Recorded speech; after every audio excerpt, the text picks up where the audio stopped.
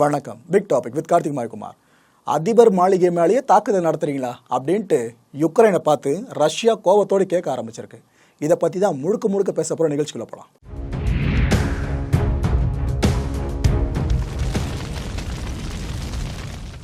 Ukraine versus Russia வார். இந்த போர் ஆரம்பித்து 435 நாட்கள் ஆகிடுச்சுங்க. இந்த போர் ஆரம்பிக்கிறதுக்கு முன்னாடிலேருந்து நம்ம ஃபுல்லாக இதை கவர் பண்ணிக்கிட்டு இருக்கோம். ஆனால் இப்போ ஒரு விஷயம் வெளியே வந்திருக்கு. இதுக்கு முன்னாடி நம்ம கவர் பண்ணதுலேயே இந்த யுக்ரைன் ரஷ்யா வாரில் இதுதான் பெரிய அப்டேட்டு. யார் இந்த போருக்கு காரணகர்த்தாவாக இருக்காங்களோ அவங்கள குறி வச்சு அவங்க இடத்துக்குள்ளே போய் தாக்குதல் நடத்தப்பட்டால் எப்படி இருக்கும்? அது இப்போ நடந்திருக்கு. விளாடிமிர் புட்டின் இருக்கார் பார்த்தீங்களா, அவரோட அலுவலகத்துக்கு மேலேயே டைரெக்டாக தாக்குதல் நடத்தியிருக்காங்க. அது சம்மந்தமான வீடியோ இப்போ வெளியே வந்து பயங்கரமாக பேசப்பட்டு இருக்கு. சம்பவம் அரங்கேறினது எப்போன்னு பார்த்தீங்கன்னா கடந்த இரவில் இந்த கிரெம்ளின் மாளிகை இருக்குது பார்த்தீங்களா, ரஷ்யா அதிபர் விளாடிமிர் புட்டினோட அதிகாரப்பூர்வ இல்லம். இந்த மாளிகைக்குள்ள அந்த நைட்டு விளாடிமிர் புட்டின் அவர்கள் இல்லை. அவர் என்ன பண்ணிட்டு இருக்காரு, ஆடியன்ஸ் ஓஸ்கையில் இருக்க நோவோ ஒயோவா பங்களாவுக்கு போயிட்டு இருக்காருங்க. நம்ம ரெஸ்ட் எடுக்கலாம் அப்படின்னு சொல்லிட்டு. அவர் இந்த கிரெம்ளின் மாளிகைக்குள்ள இல்லாமல் இருந்தது நல்லது. நான் சொல்கிறத பார்த்தீங்கன்னா உங்களுக்கே புரியும் பதட்டம் எந்த அளவுக்கு மேலே இருக்குன்னு சொல்லிட்டு. இப்போ நீங்கள் ஸ்க்ரீனில் பார்க்குறீங்களா, இதுதான் அந்த கிரெம்ளின் மாளிகை. அதுக்கு அருகில் பார்த்தீங்கன்னா இந்த ஒரு சைன் போர்டு ஒன்று வச்சுருப்பாங்க. அதாவது இந்த ட்ரோன்ஸ் எல்லாம் இந்த இடத்துக்கு மேலே பறக்கிறதுக்கு தடை விதிக்கப்பட்டிருக்குன்னு அர்த்தம். அதையே மீறி யாராவது ட்ரோன்ஸை பறக்க விட்டானா, சும்மா கேமரா பொருத்தப்பட்ட ட்ரோனை பறக்க விட்டாலும் கூட அதை சுட்டு வீழ்த்திடுவாங்க ரஷ்ய பாதுகாப்பு பிரிவினர். அவ்வளோ செக்யூர்டு பிளேஸாக இதை அவங்க பார்த்துக்கிட்டு இருக்காங்க. ஏன்னா அதிபர் இருக்கிற இடம் இல்லையா, எந்த அளவுக்கு கூட ப்ரோட்டோகால் இல்லாமல் இருந்தால் எப்படி. ஸோ இப்பேற்பட்ட எச்சரிக்கை அங்கே இருக்குது. ஆனால் இதையும் மீறி தான் இப்போ நீங்கள் ஸ்க்ரீனில் பார்க்குற இந்த விஷயம் அரங்கேறி இருக்குது. விளாடிமிர் புட்டின் அவர்கள் அந்த மாளிகையில் இல்லாமல் இருந்தான்னு சொன்ன பார்த்தீங்களா அந்த நைட்டு. அப்போ என்ன இருக்கு, இந்த கிரெம்ளின் மாளிகைக்கு மேலே திடீர்னு ஒரு ட்ரோன் பறந்து வந்திருக்குங்க. அந்த ட்ரோன் கரெக்டாக இந்த இடத்த தான் டார்கெட் பண்ணுதுன்றது அது வர்ற ரூட்டை பார்த்தாலும் நல்லாவே தெரியுது. கிட்டத்தட்ட 2 ட்ரோன்ஸுங்க. முதல்ல ஒன்று வந்துச்சு, அதுக்கப்புறம் பார்த்தா 2வது ட்ரோனும் பறந்து வந்திருக்கான். ஆனால் வீடியோ காட்சிகளை தெளிவாக பதிவாகலை. பட் இந்த விஷயத்தை கிளைம் பண்ணியிருக்கிறது ரஷ்யா. இந்த மாளிகை மேலே பார்த்தீங்கன்னா இந்த இடத்துல 2 பேர் நிற்பாங்க. இது எத்தனை பேர் நோட் பண்ணீங்க? அந்த வீடியோ பார்த்ததுன்னு புரிஞ்சிருக்கும். ட்ரோன் இங்கே வந்திருக்கும், ஆனால் இந்த இடத்துல 2 பேர் நின்றுக்கிட்டு இருக்காங்க. ஸோ இவங்க அந்த ரஷ்ய பாதுகாப்பு பிரிவினர் இருக்காங்களே அவங்கள சேர்ந்தவங்கள இருக்கலாம்னு இப்போ இருக்க நம்பப்பட்டுக்கிட்டு இருக்கு. மேலே வந்து அந்த ட்ரோன் இந்த இடத்துல கரெக்டாக பிளாஸ்ட் ஆகுங்க. அதுவாக வந்து வெடிச்சு செதறலையா, ரஷ்யா தான் அதை வீழ்த்தி இருக்காங்களாம். அவங்களோட வான் பாதுகாப்பு அமைப்புகள் நிறைய வச்சுருப்பாங்க பார்த்தீங்களா, நிறைய வெப்பன் டெக்னாலஜிஸ் இருக்கும் பாருங்க, கவுண்டர் அட்டாக்காகவே. அதை வச்சு தான் இந்த ட்ரோனை காலி பண்ணியிருக்காங்களாம். இந்த வீடியோ இப்போ உலகம் முழுக்கவே ரொம்ப பெரிய அளவுக்கு பேசப்பட்டு இருக்கு.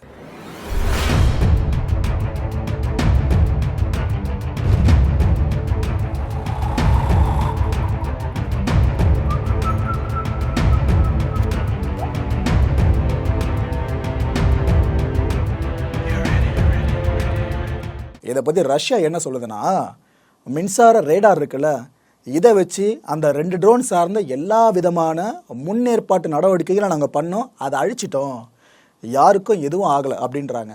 அங்கே ஒர்க் பண்ணிட்டு இருந்தவங்க குறிப்பாக அதிபர் அந்த நேரத்தில் இல்லை, இருந்திருந்தால் விஷயம் இன்னும் பெருசாக மாறி இருக்கும். இல்லை, ஸோ யாருக்கும் எதுவும் ஆகலை. விளாடிமிர் புட்டினை கொள்றதுக்காக தான் இவ்வளோ பெரிய முயற்சியை யுக்ரைன் கையில் எடுத்திருக்குன்னு அவங்க ப்ளேம் பண்ணியிருக்காங்க. யாரை? யுக்ரைனை சொல்கிறாங்க. அந்த நாட்டுக்குள்ளே இருந்து ட்ரோனை இது வரைக்கும் அனுப்பி அதிபர் மாளிகை மேலேயே டைரெக்டாக தாக்குதல் நடத்துகிற அளவுக்கு யுக்ரைனுக்கு தைரியம் வந்துருச்சுன்ற மாதிரி தான் நமக்கு ஒரு ப்ரொஜெக்ஷன் ஏற்படுதுங்க. இந்த ஸ்டேட்மெண்ட்டை பார்க்குறப்ப அப்படி தான் இருக்குது. இது ஒரு பயங்கரவாத தாக்குதல்னு ரஷ்யா சொல்லுது. வேற 2 ட்ரோன் உள்ளே வந்ததுக்கே பயங்கரவாத தாக்குதல்ன்றாங்க. சின்னதாக ஒரு கேள்வி கேட்குறேன்னு, யுக்ரைனில் எவ்வளோ ட்ரோன்ஸ் போயிட்டுருக்கு, எவ்வளோ ட்ரோனை இவங்க சென்ட் பண்ணிக்கிட்டு இருக்காங்க. அப்போ அதை நம்ம என்னென்னு சொல்லுவோம்? இதில் நான் ரஷ்யாவுக்கு ஆதரவு யுக்ரைனுக்கு ஆதரவு எந்த ஸ்டாண்டும் எடுக்கலை. நடக்கிற ஒரு விஷயத்தையும் கண்ணு முன்னாடி கொண்டு வரேன், அவ்வளோதான். ஏன்னா இந்த யுக்ரைன் ரஷ்யா வார் சம்மந்தமான அப்டேட்ஸை பார்த்துக்கிட்டு இருக்க ஒரு சிலர் என்ன சொல்கிறாங்க, ஏன்ப்பா நீனாப்பா இவங்களுக்கே சப்போர்ட் பண்ணுற அவங்களுக்கே சப்போர்ட் பண்ணுறேன்னு இருக்காங்க. அங்கே நடக்கிறதே எடுத்துகிட்டு வந்து உங்கள் முன்னாடி போடணும், அவ்வளோதான். இது மட்டும் தான் ஜேர்னலிஸ்ட்டாக எங்களோட வேலை. அதை விட்டுட்டு பார்க்குற உங்களுக்கு ரஷ்யா மட்டும்தான் பிடிக்கும், இல்லை யுக்ரைனை மட்டும்தான் பிடிக்கும்ன்றதுக்காக அந்த நியூஸை கொடுக்குறது எங்கள் வேலையே கிடையாது. விருப்பம் இருந்தால் தொடர்ந்து வீடியோஸ் பார்க்கலாம், இல்லைனா அன்சப்ஸ்கிரைப் பண்ணிட்டு வெளியே போயிட்டே இருக்கலாம். ஏன்னா உங்களை சாட்டிஸ்ஃபை பண்ணணுன்றதுக்காக நடக்காத ஒரு விஷயத்தை நடந்த மாதிரி எங்களால் போட முடியாதுங்க. இந்த டிஸ்க்ளைமர் இங்கே கொடுத்துட்றேன். ஏன்னா இந்த லைனை நான் சேர்க்கும் போதே தோணுச்சு, கமெண்ட்ஸில் எப்படி இருந்தாலும் வருவீங்க அப்படின்ட்டு அதில் சொல்லிட்டேன். உடனடியாக பதிலடி கொடுப்போம் அப்படின்னு ரஷ்யா சொல்லியிருக்குங்க. அவங்க பதிலடி கொடுப்போன்னு சொல்லாமல் இருந்தாலே ஏதாவது ஒன்று பெருசாக பண்ணி வச்சுருவாங்க. இப்போ இவ்வளோ பெரிய ஒரு அட்டாக் நிகழ்த்தப்பட்டிருக்கு, எங்கள் அதிபரை டார்கெட் பண்ணி செஞ்சுருக்கீங்க, யுக்ரைன் இதுக்கப்புறம் நாங்கள் சும்மா விடுவோமா, உடனடியாக பதிலடி சொல்லியிருக்காங்க. அந்த அட்டாக் நடத்தப்பட்டப்ப அந்த மாளிகை எப்படி இருந்துச்சு, அட்டாக் எப்படி நடத்தப்பட்டுச்சு, இதை பற்றி நீங்கள் ஃபுல்லாக பார்த்தீங்க. ஆனால் அது நைட் விஷனில் இருந்துச்சு. ஸோ சரியாக உங்களுக்கு பார்வைக்கு புலப்பட்டிருக்காது. இப்போ நீங்கள் பார்க்குறது அதே மாளிகை தான். இந்த இடத்துல தான் அந்த குறிப்பிட்ட ட்ரோன் இருக்குது பாருங்க, அதை அடித்து காலி பண்ணப்பட்டுச்சு. இந்த சரௌண்டிங் பிளேஸ் இருக்குது பாருங்க, இங்கே தான் அது விழுந்திருக்கு. ஓகேவா? அதுதான் இப்போ நீங்கள் பகல் காட்சியாக பார்த்துக்கிட்டு இருக்கீங்க. இது இன்னும் உங்களுக்கு டெப்த்தாக காட்டுறதா இருந்தால் இந்த இடம் தெரியுதாங்க உங்களுக்கு? நல்லா இந்த மெட்டல் ஷீட் மேலே எரிஞ்சு போன மாதிரி தடங்கள் இருக்கும்.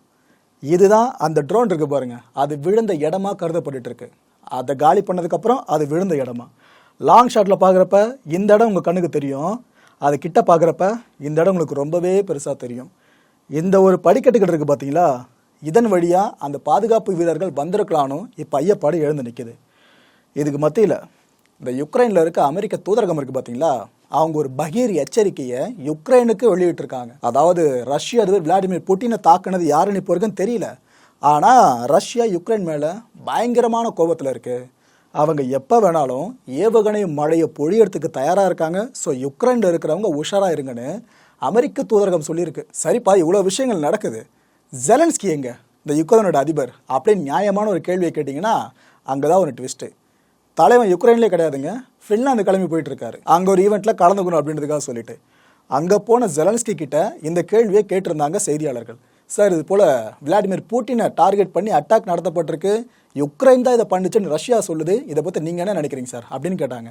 அப்போ நரேந்திர மோடி பதில் சொன்னார், விளாடிமிர் புட்டினை நான் தாக்கணும்னு நினைக்கவே இல்லை, இது வரைக்கும் நான் நினைக்கவே இல்லை.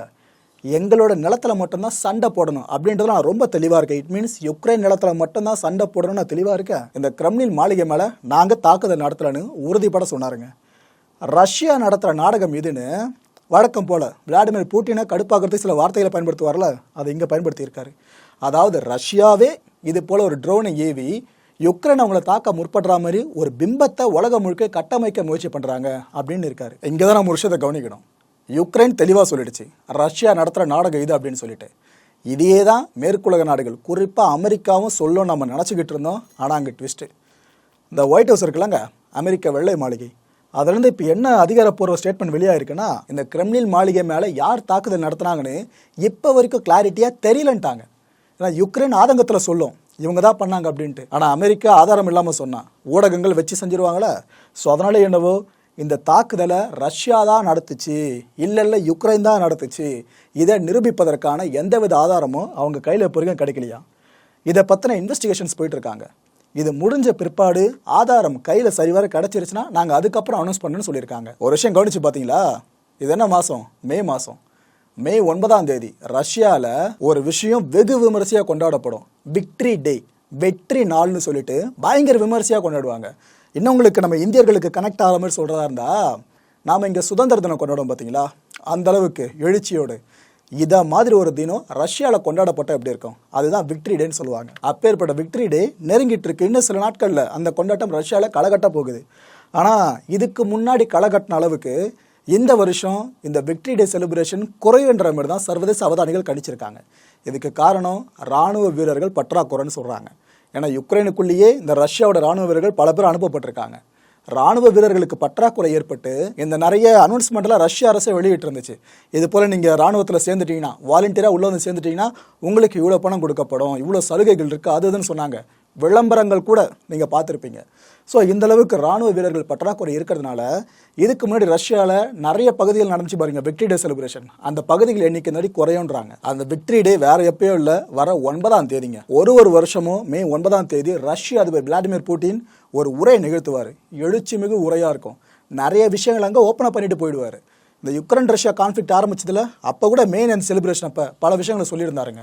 அவர் ஒரா அப்படி சொல்லி அந்த உரையை முடிச்சதுமே கூஸ்பம் பாகம் பாருங்க அவரோட ஃபாலோவர்ஸ்க்கு அப்படி இருக்கும். இது எதுக்காக இந்த செலிப்ரேஷன் பார்த்தீங்கன்னா, 2ஆம் உலகப் போர் நிறைவடைகிற அந்த காலகட்டம் 1945 மே 9 இந்த நாசி படம் இருக்குது பாருங்க, ஹிட்லரோட ராட்சச படை, அந்த நாசி படையை சோவியத் யூனியன் வீழ்த்தின நாள் இந்த மே 9. ஸோ இதுக்காக தான் ஒவ்வொரு வருஷம் மே 9 ரஷ்யாவில் இப்படி கொண்டாட காலகட்டம். சரி ரைட்டுப்பா, ஒரு பக்கம் கிரெம்ளின் மாளிகை மேலே இந்த ட்ரோன்ஸ் வந்து விழுந்திருக்கு, இன்னொரு பக்கம் விக்ட்ரி டே பற்றி எதுக்கு சொல்லி கனெக்ட் பண்ணிட்டு இருக்கு அப்படின்னு கேட்டிங்கன்னா விஷயம் இருக்குது மக்களே.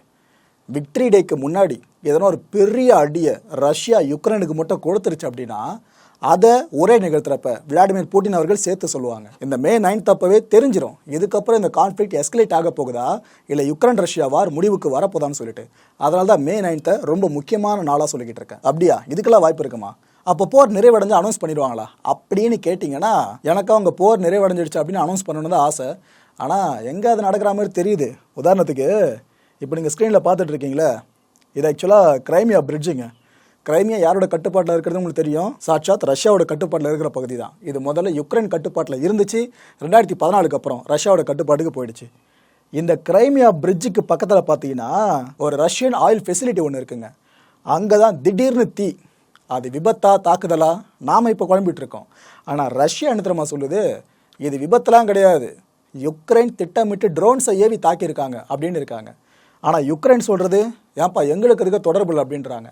அந்த கிரெம்லின் மாளிகை மேலே ட்ரோன்ஸ் வந்து விழுந்தப்பவும் யுக்ரைன் சொன்னது இதே தான், எங்களுக்கு தொடர்பு இல்லை. நாங்கள் இப்போ இங்கே நடந்திருக்க இந்த விஷயத்தை யுக்ரைன் சொல்கிறது எங்களுக்கு தொடர்பு இல்லைன்றாங்க.